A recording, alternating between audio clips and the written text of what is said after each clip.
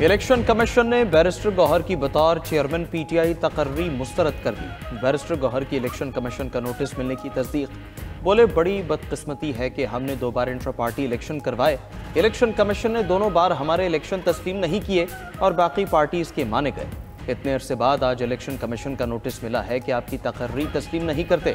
उधर election commission ने PTI में आज़ाद सेनेटर्स की शमूलियत भी पार्टी के अंदरूनी इंतखाबात से मशरूत करार दे दी।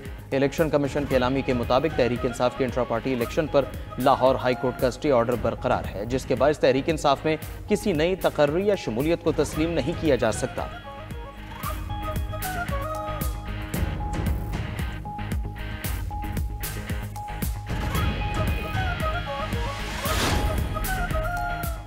पार्लिमानी महाज पर पीटीआई के गैर सियासी इक़दामात रोकने के लिए अहम फैसले। रियासत और रियासती इदारों के खिलाफ बदजुबानी, डाइस के घेराव और हुल्लड़बाजी पर रुकनियत मुअत्तल होगी।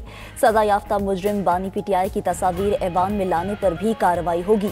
ऐवानों का तकद्दुस यकीनी बनाने के लिए चेयरमैन सेनेट और स्पीकर कौमी असम्बली सख्त इक़दामात उठाएंगे। कायम मकाम चेयरमैन सेनेट सैदाल खान पीटीआई को दी गई रूलिंग पर अमल दरामद यकीनी बनाने की हिदायत करेंगे। बोले, उनकी रूलिंग सियासी नहीं, आइन और कानून के मुताबिक थी, अब तक बर्दाश्त किया। आइंदा खिलाफ वर्जी पर सेनेटर्स की रुकनियत मुअत्तल कर दी जाएगी।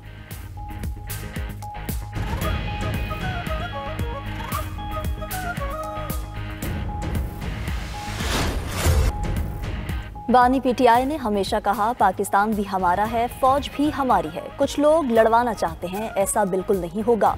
चेयरमैन पीटीआई बैरिस्टर गौहर की प्रेस कॉन्फ्रेंस। सलमान अकरम राजा बोले, बानी पीटीआई सिक्योरिटी थ्रेट नहीं है। असद कैसर ने कहा, मुस्तरिद लोग कहते हैं बानी से मुलाकात नहीं होगी। शौकत यूसुफजई का कहना है कि मुल्क मौशी बहरान का सामना है, जमहूरी कुव्वतों को आगे आना चाहिए, मौजूदा सूरत हाल का सियासी हल निकालना होगा।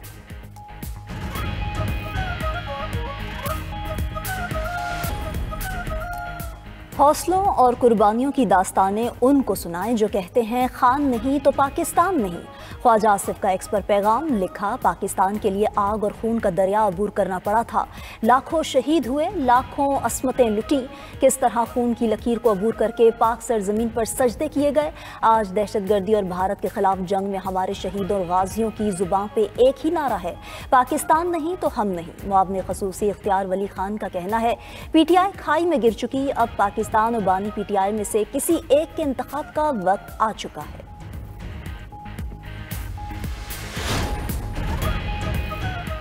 बानी पीटीआई और उसकी जमात ने जो सूरत हाल बना रखी है वो ना उनके और ना ही मुल्क के फायदे में है। तसलसल के साथ एक इदारे और उसके सरबराह को टारगेट किया गया। रहनुमा पीपल्स पार्टी कमर जमान कायरा का कहना है, पीटीआई के अंदर बानी के अलावा किसी की कोई हैसियत नहीं। ये सब मिलकर भी उसे समझाना चाहें तो नहीं समझा सकते। सीनियर वजीर सिंध शर्जील मेमन बोले, पीटीआई क़यादत के भारतीय मीडिया को इंटरव्यूज़ और मुतनाज़िया बयानात अफसोसनाक है। इनका सोशल मीडिया भारत और अफगानिस्तान से चल रहा है। पीपल्स पार्टी की पूरी लीडरशिप को शहीद किया गया, मगर पीपल्स पार्टी ने कभी बदला लेने वाली सियासत नहीं की और पाकिस्तान खपे का नारा लगाया। तुर्किया जंगी ड्रोन तैयार करने के लिए पाकिस्तान में मराकज़ कायम करेगा। तुर्क स्टेल्थ और जदीद ड्रोन पाकिस्तान में तैयार किए जाएंगे। ब्लूमबर्ग की रिपोर्ट दावा किया कि तुर्किया ने पाकिस्तान को 5th जनरेशन फाइटर प्रोग्राम में शमूलियत की पेशकश भी की है। इक़दाम का मकसद मशरिक़ वस्ता और बैनुल-अक़वामी दिफ़ाई मंडियों तक रसाई हासिल करना है।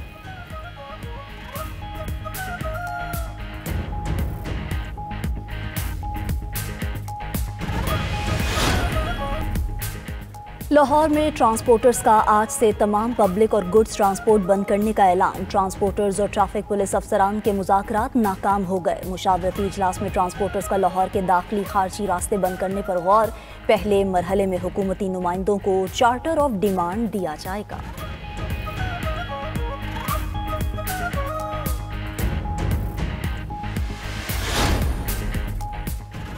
ओमान रॉयल नेवी का फ्लोटिला बहरी मश्क के लिए कराची पहुंच गए। ISPR के मुताबिक पाकिस्तान और ओमान की 2 तरफा बहरी मश्क समर तैयब 2025 में शिरकत। मुश्तरका मश्क का मकसद मैरीटाइम सिक्योरिटी ताउन मजबूत बनाना है।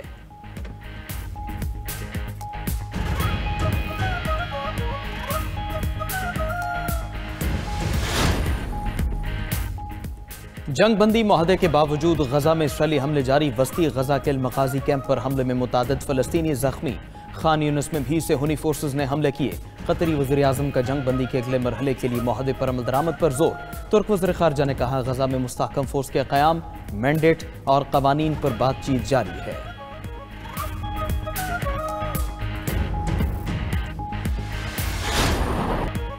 यूक्रेन पर रूसी हमलों में शिद्दत, यूक्रेन की दिफाई सलाहियत को शदीद धचका। रूसी हुकाम के मुताबिक 24 घंटों में रूसी हमलों में 1450 यूक्रेनी फौजी हलाक हो गए।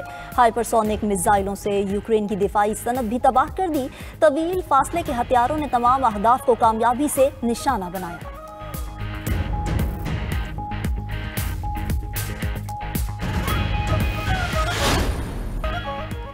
रूसी सदर पुतिन का दौरा भारत। भारतीय एंकर का S-400 की कामयाबी से मुतालिक सवाल पुतिन गोल कर गए। एंकर ने पूछा, जंग में S-400 दिफाई निजाम की कारकर्दगी के बाद S-500 और जदीद तैयारे कब मिलेंगे? पुतिन ने मुस्कुराते हुए बात बदल दी। कहा, जंगी हिकमत अमली के तहत हथियारों की तैनाती अहमियत रखती है।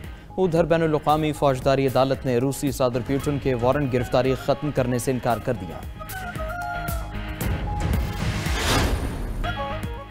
अमरीकी सफीर का ईरान में 2 बार रजीम चेंज की कोशिशों का एतराफ़। तुर्किया में अमरीकी सफीर टॉम बैरक ने कहा कि अमरीका सन 46 से अब तक 93 बार मुख्तलिफ ममालिक की हुकूमत की तब्दीली या बगावत में शामिल हुआ, लेकिन हर बार तजुर्बा नाकाम रहा। सदर ट्रंप ने ईरान इसराइल की 12 रोज़ा जंग के खात्मे के लिए जो कुछ किया वो हैरानकुन तौर पर कामयाब रहा। इसराइल एक ऐसी रियासत बन चुकी है जो भूतों का पीछा करती है और खुद बहरान पैदा करती है। शाम के सदर अहमद अशरा का तंज शाम की इनकलाबी तहरीक को सिर्फ सुन्नी इनकलाब करार देने की तरदीद भी कर दी। कहा, शाम में तमाम मुसालिक हुकूमत का हिस्सा हैं और कौमी इत्तेहाद की बुनियाद पर हुकूमती अमल जारी है।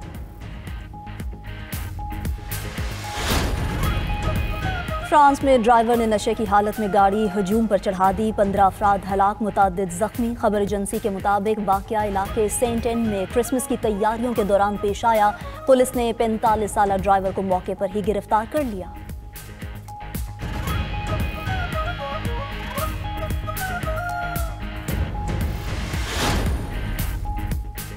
जुनूब मशरक़ी एशिया में सैलाब से अमवात 1750 से तजावुज़ कर गई। इंडोनेशिया में 908 अफराद हलाक, 410 लापता हैं। श्रीलंका में हलाकतें 607 हो चुकी, 214 लापता है। थाईलैंड में 276, मलेशिया में 3 और वियतनाम में 2 अमवात की तस्दीक। दूर दराज इलाकों में ग़िज़ाई क़िल्लत का बहरान, सर उठाने का खदशा। आलमी सतह पर टैरिफ जंग से दुनिया भर की तिजारत मुतासर। आलमी तजारती तंजीम के मुताबिक हालिया पाबंदियों के बायस दुनिया की 20% दरामदात मुतासर हुई हैं।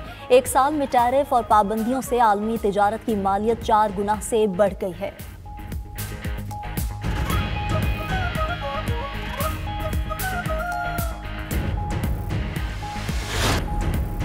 भारत की सबसे बड़ी एयरलाइन का फ्लाइट शेड्यूल 5वें रोज भी मुतासिर। इंडिगो ने मजीद 385 परवाजें मनसूख कर दी। बेंगलुरु और मुंबई समेत मुख्तलिफ हवाई अड्डों पर हजारों मुसाफिर फंस गए। भारतीय हुकूमत ने पायलट्स के औकात महदूद किए, जिससे एयरलाइन मुतासिर हुई।